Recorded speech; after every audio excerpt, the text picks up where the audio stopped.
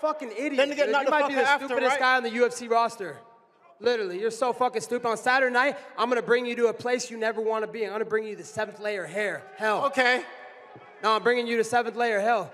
We'll say what's up to your dad while we're there. Oh.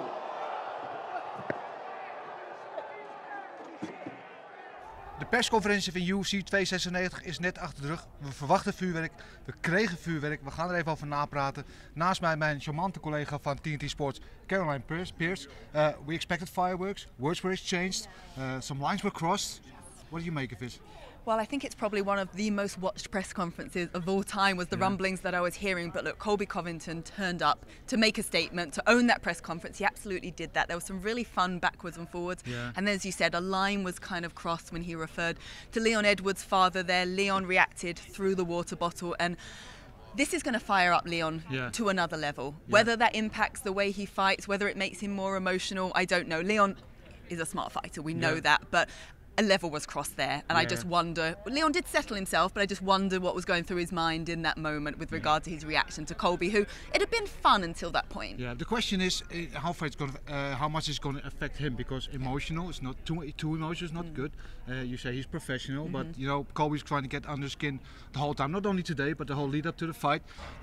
He didn't manage it too much today, up until that moment, and then Leo went off like a firecracker, and it cost a lot of energy.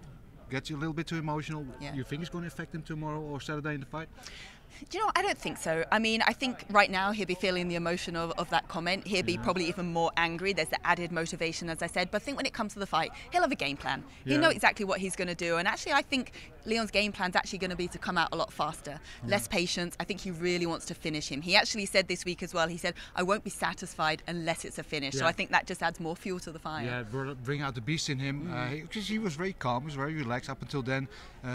After that, he didn't really engage anymore, right? Yeah, he just decided to calm himself, sit back, and distance him, and Colby's then trading with Wonderboy, and Colby's trading with Tony Ferguson, who is not even fighting, and certainly brought the heat. Yeah, and on the other side, see the other title fight. Couldn't be more different. You have two guys who are about to have like a kumbaya tea party, you know, shaking hands, throwing hand kisses almost. You know, what a contradiction to the other two guys, right?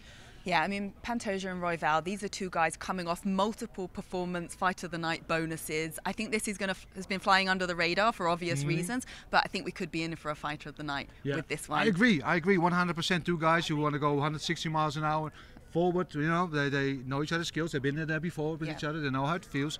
They respect each other. Yeah. Doesn't have to be a bad thing. Martial arts can be about respect, as we know. I spoke to Pantoja yesterday on Media Day, and he was like, he referred to Ian Gary, you know, the whole antics Ian Gary's been showing lately, that he doesn't like it, you know, he's all about respect. And then he's sitting next to these two guys. I'm like, what's going through his mind at this moment? He must think he's like in some kind of comedy or whatever.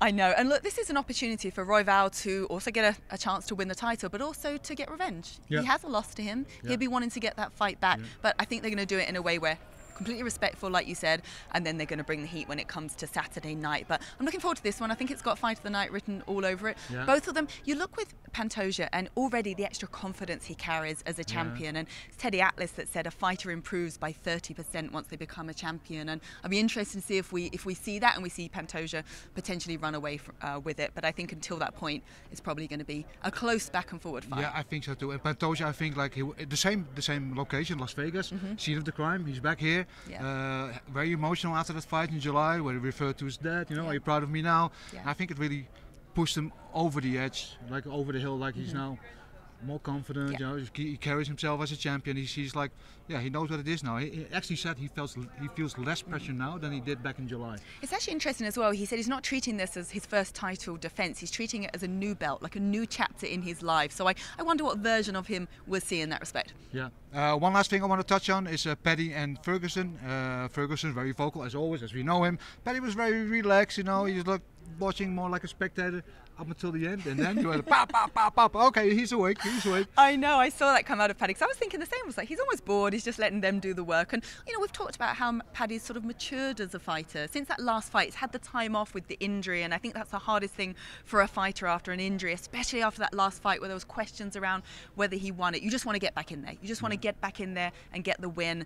but he's had to wait. He's had to wait a year, and he was just sitting there, quiet, mature, just until Tony kind of like poked the bear a little bit, and then we saw that character in Paddy come out. It was a lot of fun, and backwards and forwards, and all this stuff around Instagram and not having, unfollowing him, etc., etc. So I think a little added fire to that one as well. One to look forward to.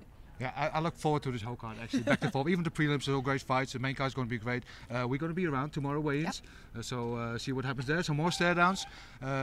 Ik zou zeggen, houd dat in de gaten op onze socials in ieder geval. Zaterdag UFC 296. Live en exclusief Discovery Plus. Heb je nog geen abonnement? Neem het dan snel. Want dit wordt echt een knal. We hebben het vandaag gezien. Zaterdag wordt een gekkenhuis. Tot dan.